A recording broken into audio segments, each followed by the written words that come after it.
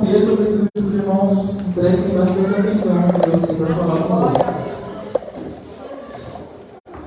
Atos capítulo 1, versículo 4 e 5.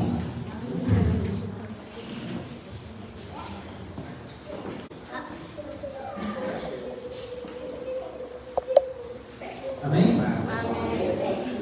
Vou estar lendo.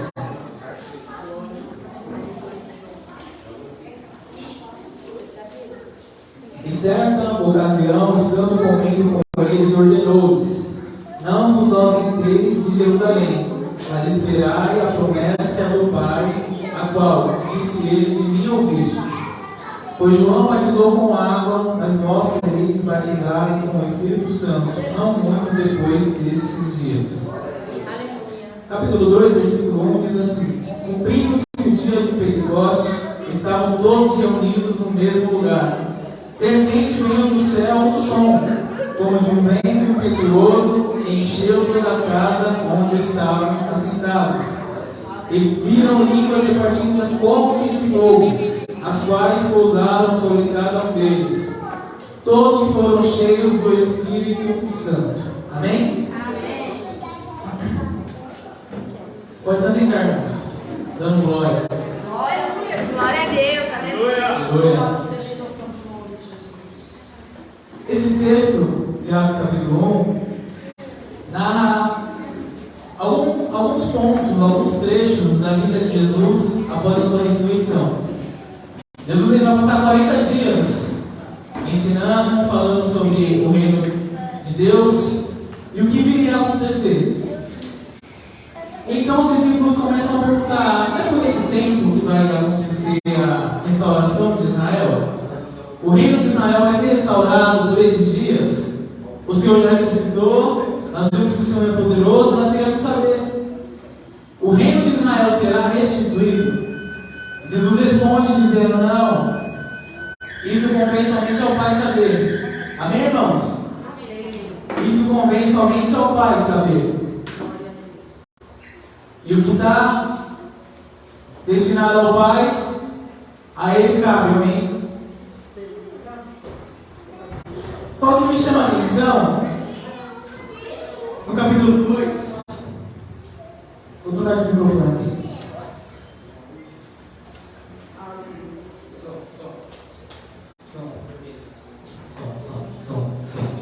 Amém? Amém. No capítulo 2, preste atenção, irmãos, por favor, em nome de Jesus. Capítulo 2 vai dizer que cumprindo-se o dia de Pentecoste. O dia de Pentecoste era uma celebração, uma festa, que durava muitos dias. Ela perdurava por muito tempo. E cumprindo-se esse período, o Espírito Santo desce. Só que no capítulo 1, onde nós lemos, Jesus deu uma ordem específica. E a palavra que eu quero trazer nessa manhã é isso. Deus tem uma ordem específica a um grupo de pessoas específicas.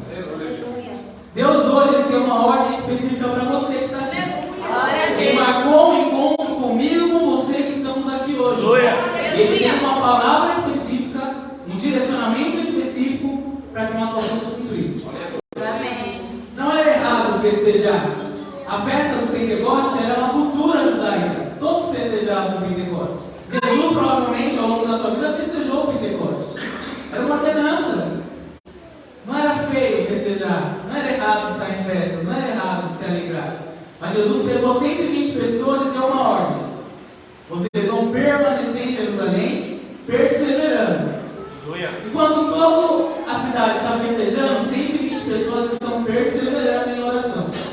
Estão perseverando naquela orientação que Jesus deu. Então Jesus deu uma ordem específica a um grupo de pessoas específicas.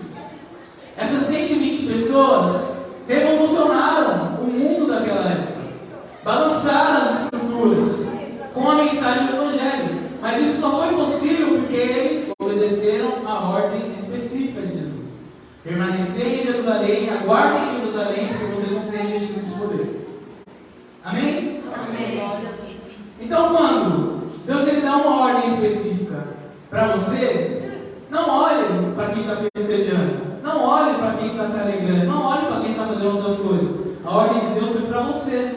Porque é para você fazer, não é para ele.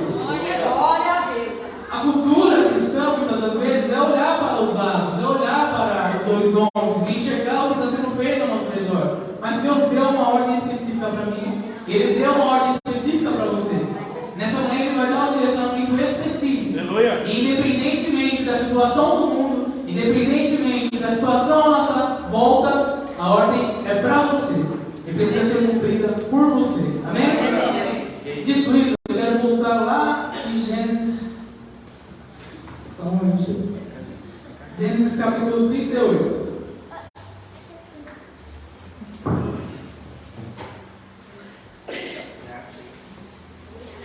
Versículo 8 e 10.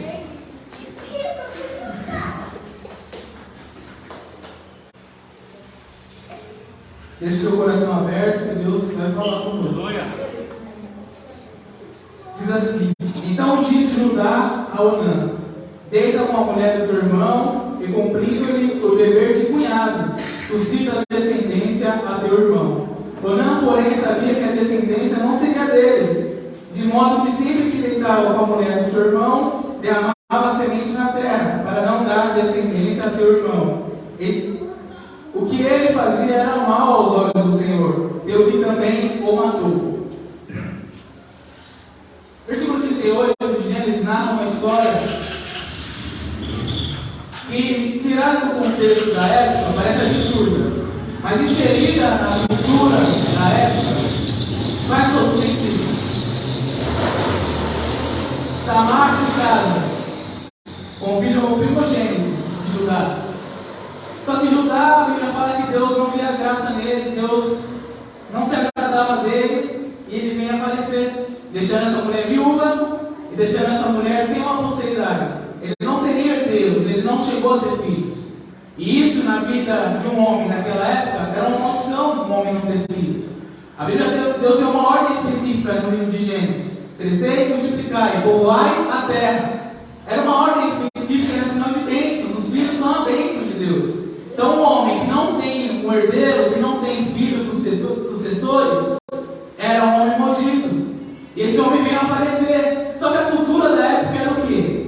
Eu tenho um irmão, meu irmão se casa, eu sou casado. Se meu irmão vem a falecer, pela cultura, pelo que era certo da época, eu tomaria a mulher do meu irmão como minha esposa, para que eu possa gerar filhos, e os filhos serão do meu irmão. Ele carregará o nome do meu irmão, para que o meu irmão não suma da face da terra, o nome do meu irmão permaneça sobre a face da terra. Dessa forma ele seria bem-aventurado. Então essa era a cultura. E Judá chama o seu filho e fala: olha, sua cunhada agora é viúva, e é certo que você se case com ela, tome ela por mulher e gere filhos, para que o nome do seu irmão continue, para que seu irmão possa ter uma herança, um sucessor, possa ter uma descendência. Isso é o certo da época. Só que Onã, ele vai falar que ele entendeu que os filhos que ele iria ter com Tamar não seriam dele, seriam do irmão. E ele não quis seguir isso.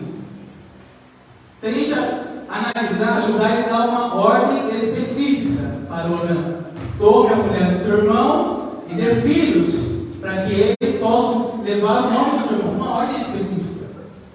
Só que Onã faz totalmente o contrário. Ele não aprova a ordem que foi lhe dada. Diferentemente do que nós vemos em Atos, que Deus deu uma ordem e o povo cumpriu, Onã não vai cumprir a ordem. Isso quer dizer o que, irmãos? Que mesmo Deus dando uma ordem específica, mesmo você tendo um direcionamento específico, você pode não aceitar. E você pode vir a desobedecer essa ordem. Isso se chama o quê? Uma desordem. Se Deus deu uma ordem e você não obedece, você está sendo um desordeiro. Você está agindo com desordem. Não está cumprindo o que Deus disse. Não está cumprindo o que foi dito, o que lhe foi mandado.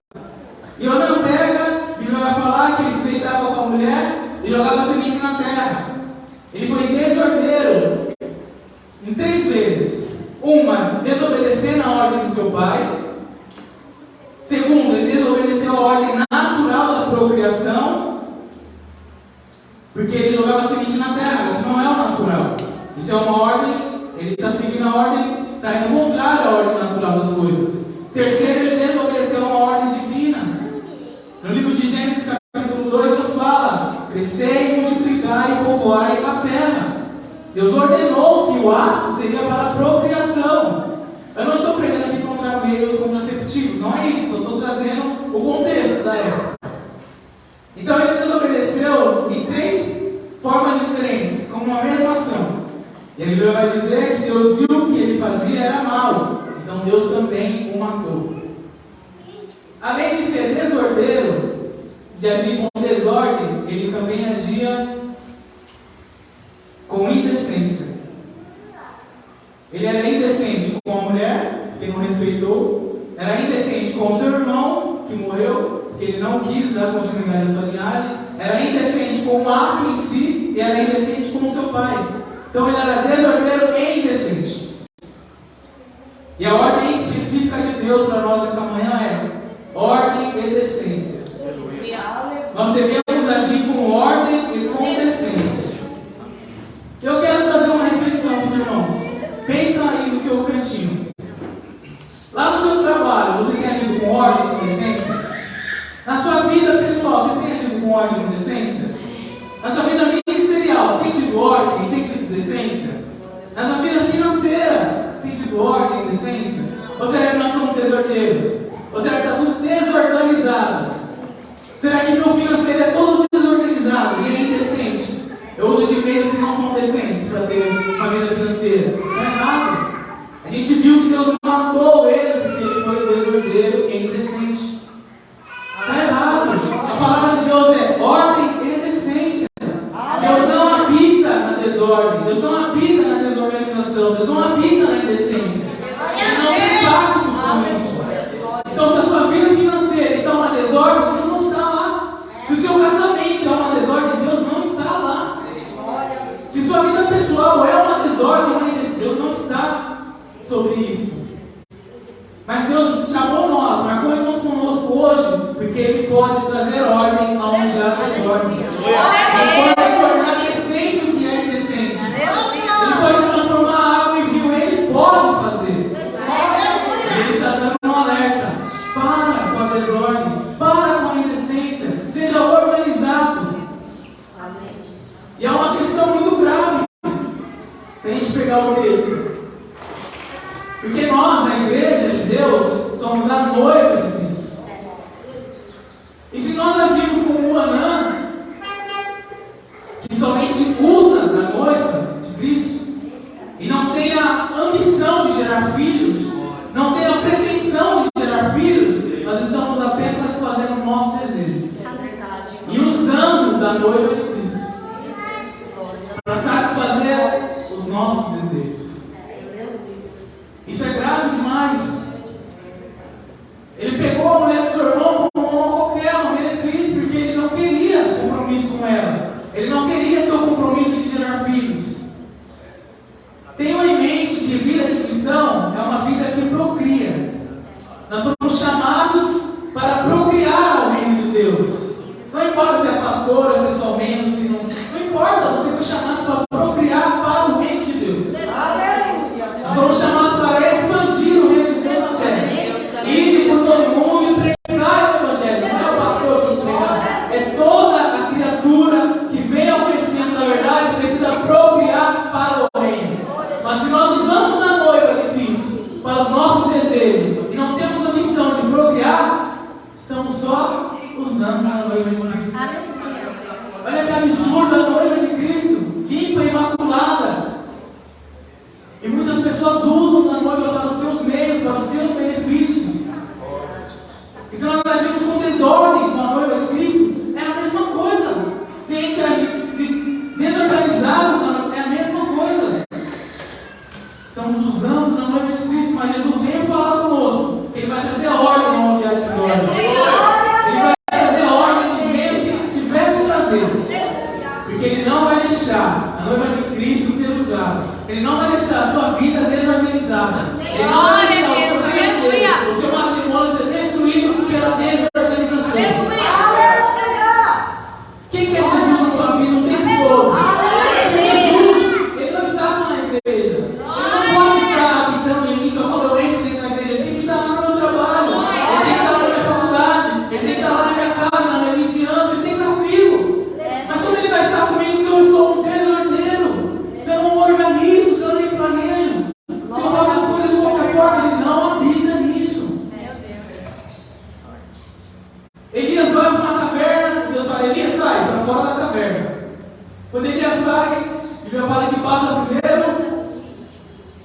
O que passa primeiro, irmãos? Um vendaval. Um vento muito forte. Vocês já viram como que é um vendaval? Sobe a poeira, bagunça tudo, gira tudo. É uma desordem total o vendaval. E Deus estava no vento? Não estava no vento. Porque Deus não está no que é desorganizado. Em seguida veio um terremoto. Um terremoto é literalmente as placas tectônicas em desordem, em atrito, batendo uma na outra. Exatamente isso que é um terremoto. Deus não está no atrito. Deus não está na desordem. Deus não está no conflito. Em seguida veio o fogo. O fogo, irmãos, ele consome a tudo, ele se alastra, ele consome. Não tem como parar o fogo quando ele se alastra. A não ser que você feche o local, faça alguns bombeiros, mas o fogo é descontrolado. Você não consegue controlar o fogo. Deus não está no descontrole. Ele tem o controle das coisas. Ele age com controle, com ordem em tudo que ele faz. E por fim, vai falar que vem uma brisa suave. E nessa brisa vem carregada a voz de Deus. Quando fala que vem a voz de Deus, o que eu entendo é: Deus não está na bagunça, Deus não está na desordem, Deus não está na algazarra, Deus não está no barulho. Ele está de forma audível, de forma que a gente possa entender o que Ele quer, de forma que Ele fale claro aos nossos ouvidos. Isso é organização. Isso é você entender do começo ao fim que está sendo dito. Organização. Ou não, fez todo o contrário. E o preço que Ele fez foi a morte. Mas nós somos chamados a fazer o certo, a fazer o que é correto, a fazer o que é organizado, para que a nossa conquista seja a descida do Espírito Santo sobre as nossas vidas. Glória a Deus, é verdade, Pai. Quem está entendendo a mensagem? Glória a Deus.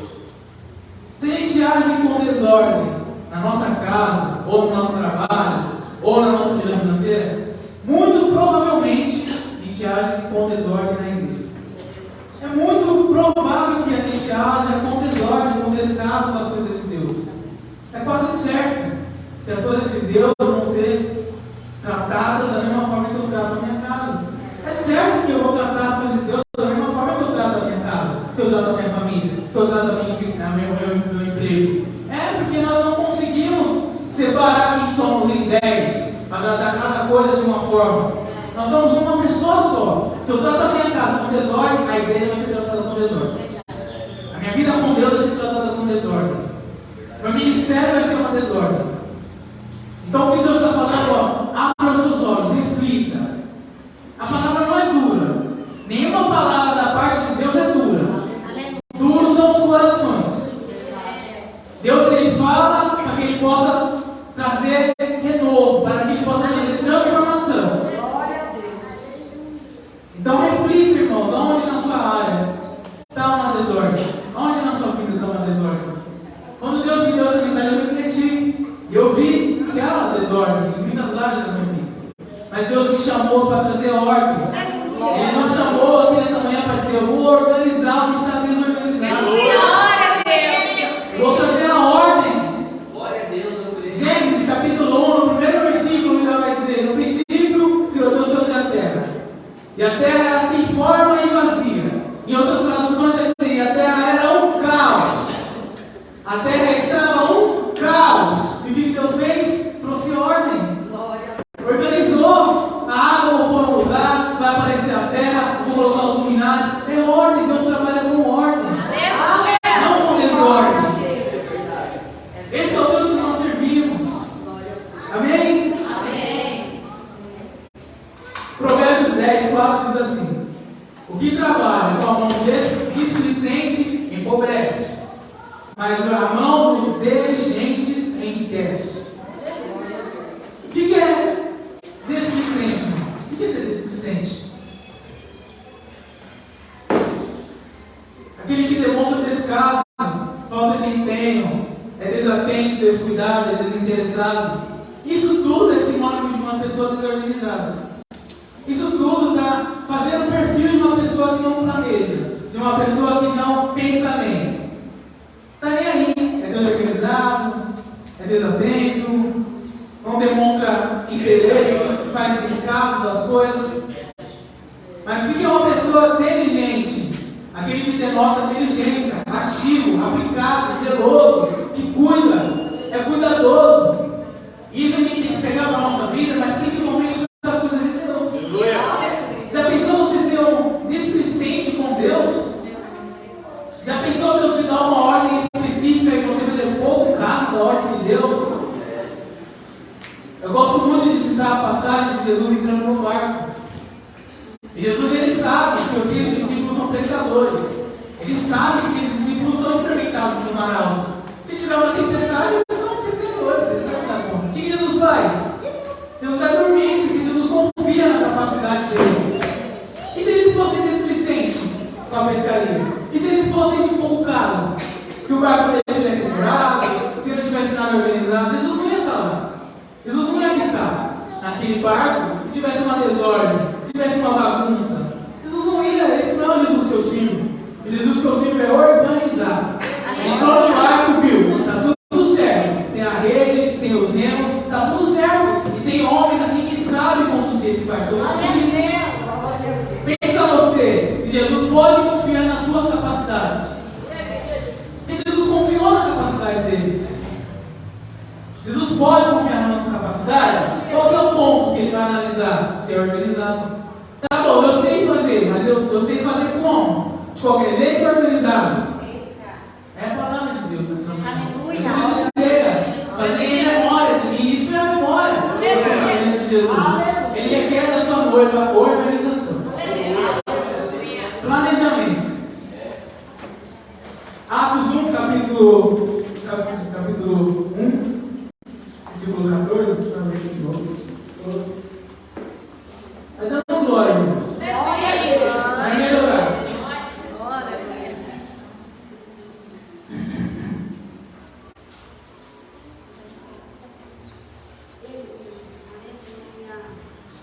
Jesus dá a ordem para eles permanecerem em Jerusalém. No versículo 14 vai dizer assim: todos eles perseveraram unanimamente em oração e súplicas, com as mulheres, Maria, com Jesus e com seus irmãos. Então todos eles perseveraram naquilo que Jesus falou. De que forma? Unanimamente. O que é unanimamente? Não é união. Onã e Tamar, que a gente leu em Gênesis, eles tiveram uma união. Ele tomou ela como esposa. Tiveram uma união. Só que você pega, um exemplo bem simples. Se você pega um abacaxi e um ramo de hortelã e une as duas coisas e coloca no mesmo lugar, continua sendo um abacaxi e um ramo de hortelã. Muda nada, só estão juntos ali.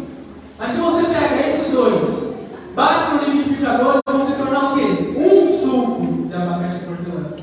A diferença da união para a unidade é que se eu me uno com alguém, eu continuo com os meus ideais, continuo com as minhas convicções, continuo com os meus jeitos, continuo com as minhas manias, e a pessoa também continua com as formas dela.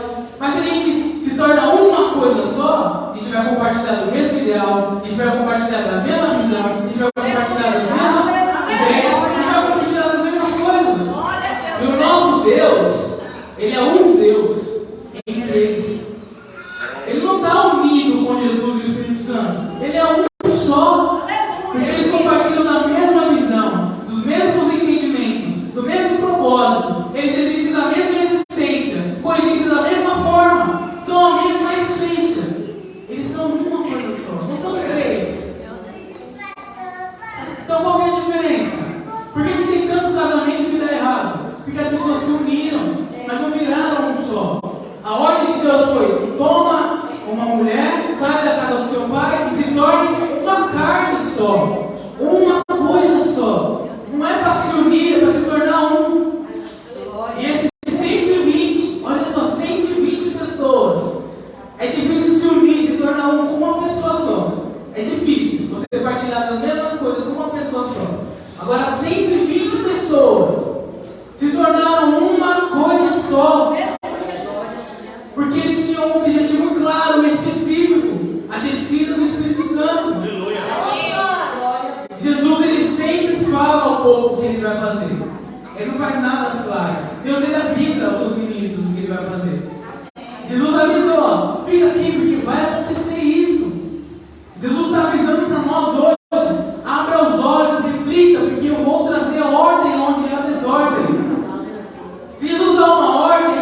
persevere nessa ordem.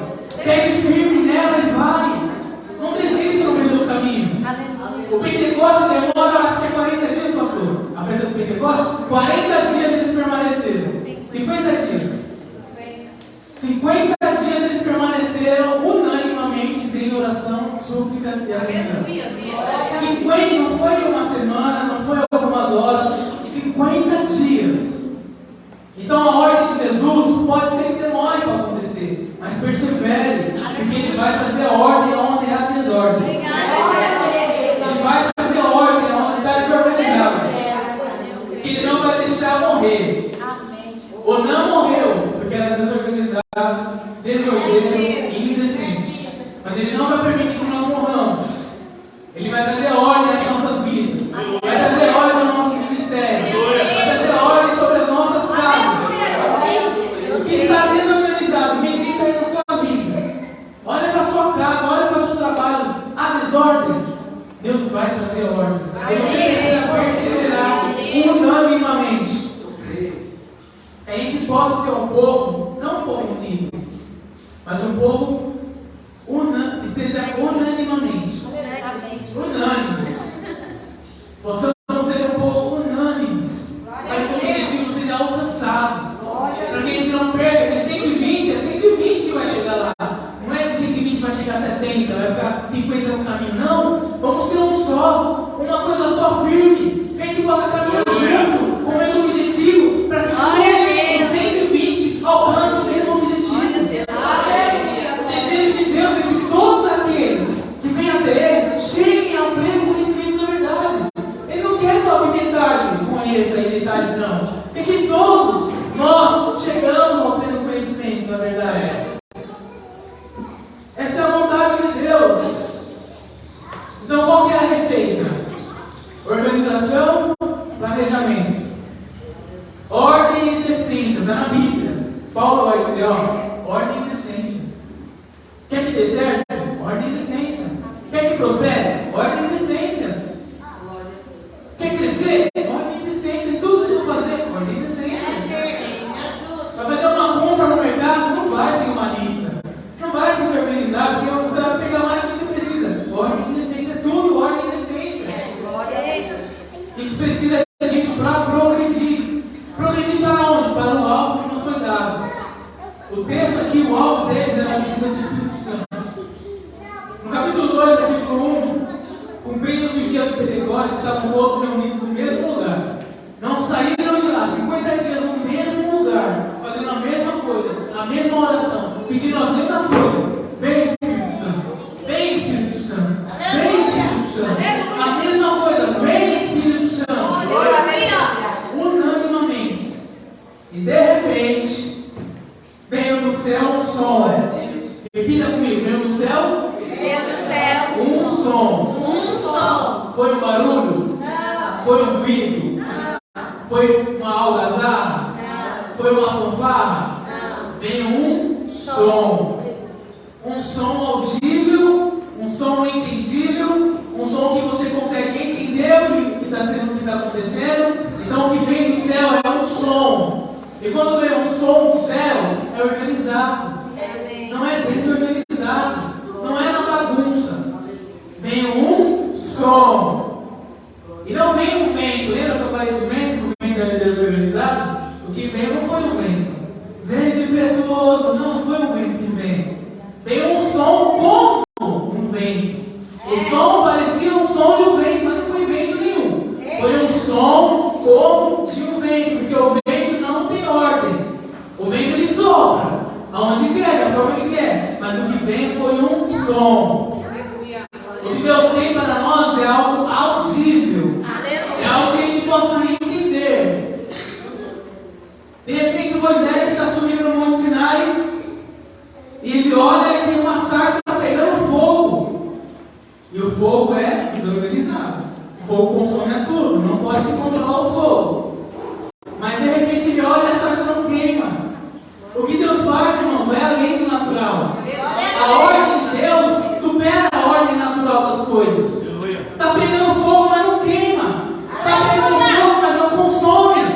Porque Deus planeja as coisas agora. Eu vou pegar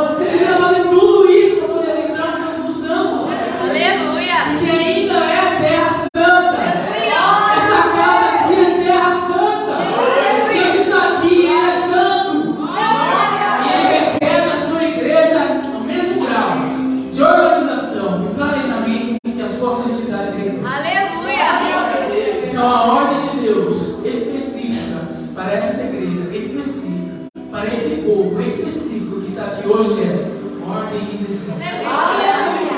Se organize. Não importa qual seja a sua área. Não importa se você tem ministério ou não. Não importa. Mas se organize. Mesmo assim, você vai fazer uma compra no mercado. Se organize. Deus se agrada disso. Deus se alegra com a organização. Deus se alegra dessas coisas. Amém, irmãos? A palavra que Deus trouxe para nós nesta manhã.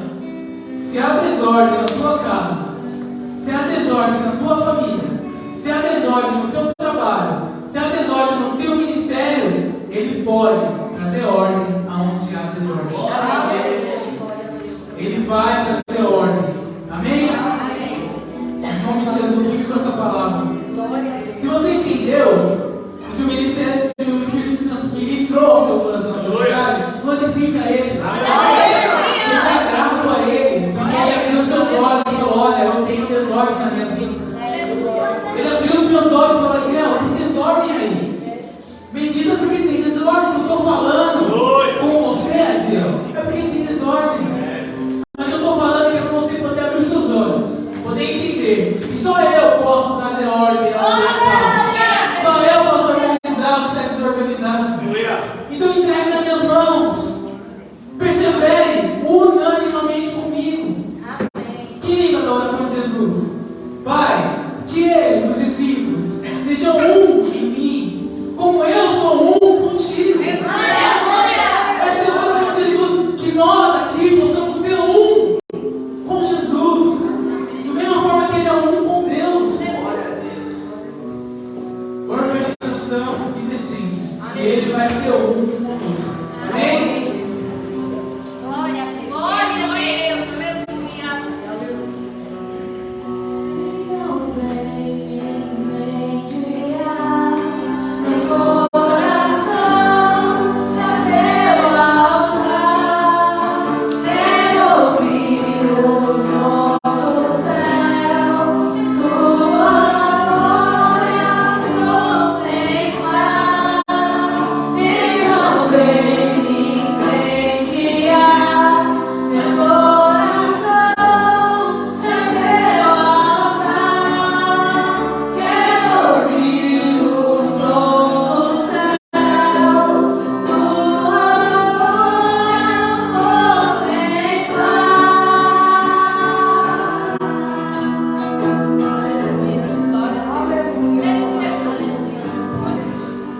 Aleluia. Glória a Deus. Você pode aplaudir o Senhor, irmão?